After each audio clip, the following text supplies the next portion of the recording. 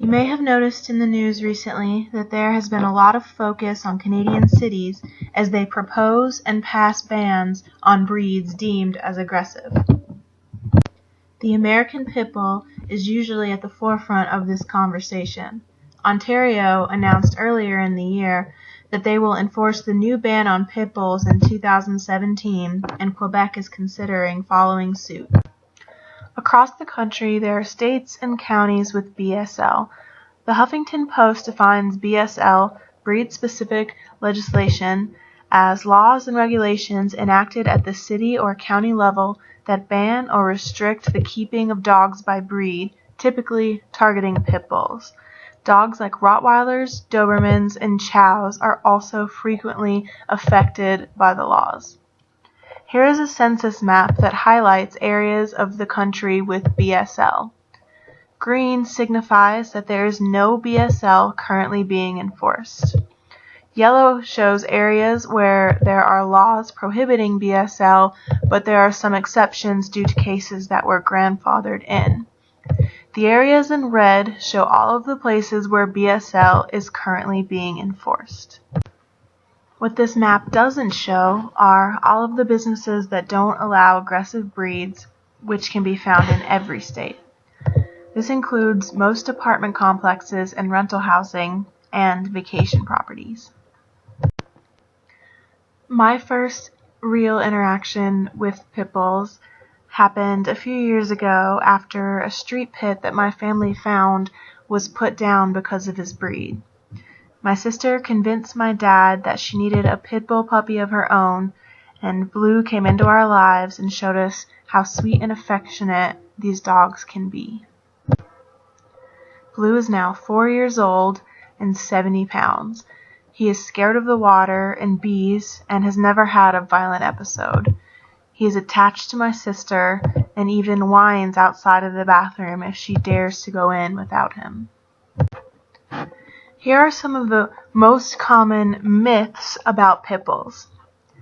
Pit bulls have a locking jaw and a stronger bite than other breeds. False. Pit bulls are more aggressive than most breeds. False. Pit bulls that have been trained to be aggressive cannot be rehabilitated. Also false. And now here are some truths about the pit bull breed. They are often chosen to be therapy dogs. They frequently do search and rescue work. And they have been successful narcotic and bomb sniffing dogs. Also, they were historically known as the nanny dog because they love kids. They are not naturally mean dogs. In good homes, pit bulls are loving and gentle. They have excellent tempers. Pit bulls rate better than most popular breeds. When I first started seeing my boyfriend, he had a requirement. His pit, Emma, had to like me. He rescued her when she was only 13 weeks old. She was a runt and a trembling mess of a little thing. She had been used as the bait dog in a dogfighting ring and was skittish at every move. She grew up to be the most affectionate dog I have ever met. She loves swimming and playing dress-up. She particularly loves things with hoods. She constantly needs our attention, and no amount of petting will ever satisfy her. While legislations believe that their restrictive laws are helping protect people, they are actually hurting an entire breed of dogs. Marking these animals as aggressive and dangerous makes them more appealing to the criminals who want them as symbols of danger. And it's these criminals who are the ones who train them to be aggressive.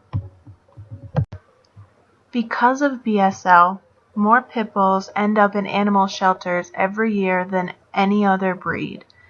They make up 40% of abandoned dogs and are less likely to get adopted due to their negative image. Almost half of all dogs that are euthanized in shelters every year are pit bulls. However, thanks to activist groups and social media sharing, pit bulls are starting to be recognized for the softies that they are and are experiencing an increase in adoption rates. About a year ago, my boyfriend and I adopted Josie, an XL bully. She's a cross between a pit bull and a bulldog, which means she is short, stout, and lazy.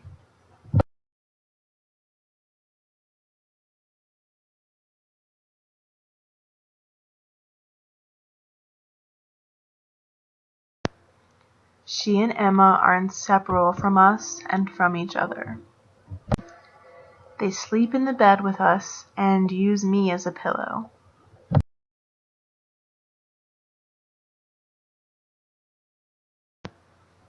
They really can't stand to be away from us. We might be enablers.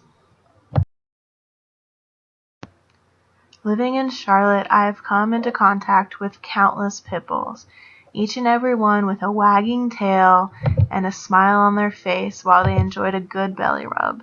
The representation of pits in the media is an unfair portrayal fueled by fear and a misunderstanding.